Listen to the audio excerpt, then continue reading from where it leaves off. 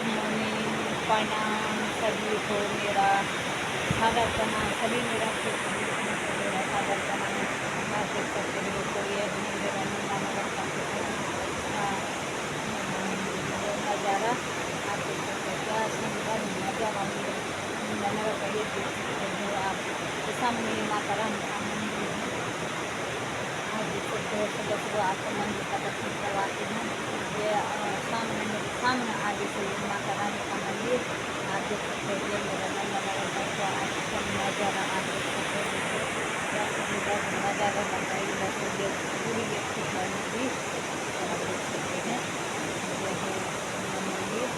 तो एक थोड़ा सा भजन बोलना चाहती हूँ, भजन अच्छा लाएगा तो मैं करना। सुबह सुबह आई माँ तेरा मंदिरा, सुबह सुबह आई माँ तेरो मंदिरा, भोग लगोलो माँ तेरो मंदिरा, भोग लगोलो माँ तेरो मंदिरा, ज्योत जगोलो माँ तेरो मंदिरा, ज्योत जगोलो